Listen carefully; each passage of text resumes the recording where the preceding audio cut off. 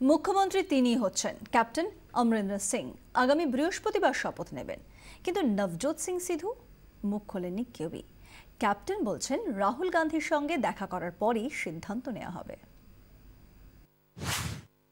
অরুণ জেটলিকে ticket দেওয়া হয়েছিল, মেনে নিতে পারেননি উচ্চাকাঙ্ক্ষী নবজোৎ সিং সিধু।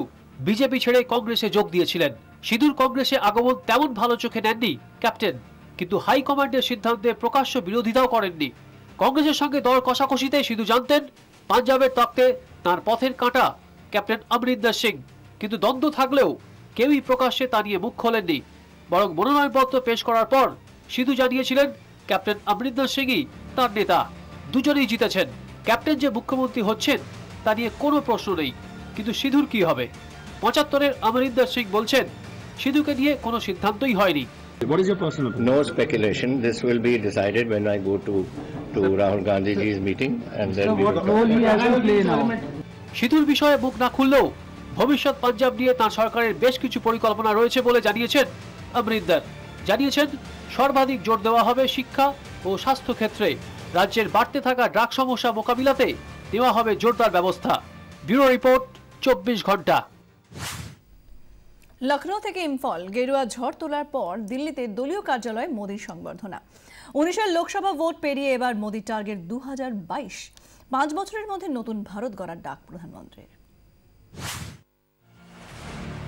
উত্তরপ্রদেশে ট্রিপল সেঞ্চুরি হাঁকানোর পর প্রথমবার জনসমক্ষে প্রধানমন্ত্রী। অশোকা রোডে দলীয় কার্যালয়ের বাইরে সংবর্ধনা সভায় কর্মী সমর্থকদের উপচে পড়া ভিড়, পুরো সেলিব্রেশনের মুড।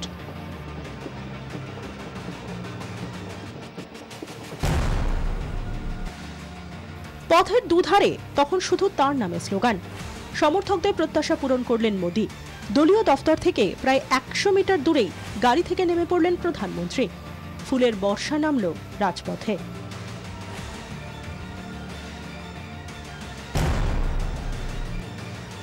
অভাবনীয় জয়ের পর প্রধানমন্ত্রীর চোখে এখন নতুন ভারতের স্বপ্ন।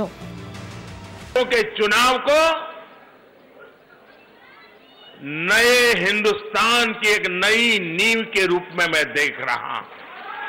सपनों की वर्षा हमने बहुत देखी है। हम 125 करोड़ देशवासियों को साथ लेकर के न्यू इंडिया को सफलतापूर्वक आगे बढ़ाना चाहते हैं। ১৯ লোকসভা ভোট নয়, উত্তরপ্রদেশের এই বিরাট সাফল্যের পর আরো কনফিডেন্ট মোদী বলছেন লক্ষ্য এখন ২০২২। স্বাধীনতার ৭৫ বছরের মধ্যে দেশকে বিকাশের পথে নিয়ে যাওয়াটাই এখন একমাত্র লক্ষ্য। पहला मुकाम हमारे सामने है 2022 के लिए कुछ कर गुजरने की एक जो तैयारी करनी है, माहौल बनाना है, हर इंसान को जोड़ना है, उसको बल देने का काम इन 5 राज्यों के चुनाव नतीजों ने किया है। নোট বাতিলের সিদ্ধান্তের কথা এদিন একবারের জন্য মুখে আনেননি মোদী, তবে বিরোধীদের সব সমালোচনার জবাব এদিন ছিল তাঁর কাছে। প্রধানমন্ত্রীর স্পষ্ট দাবি, যা করেছেন ভালোর জন্যই। हमसे गलती हो सकती है, लेकिन गलत इरादे से कोई काम नहीं करेंगे। প্রধানমন্ত্রীর প্রতিশ্রুতি, দেশের মানুষের ভালোর জন্য চেষ্টার কোনো খামতি রাখবেন না।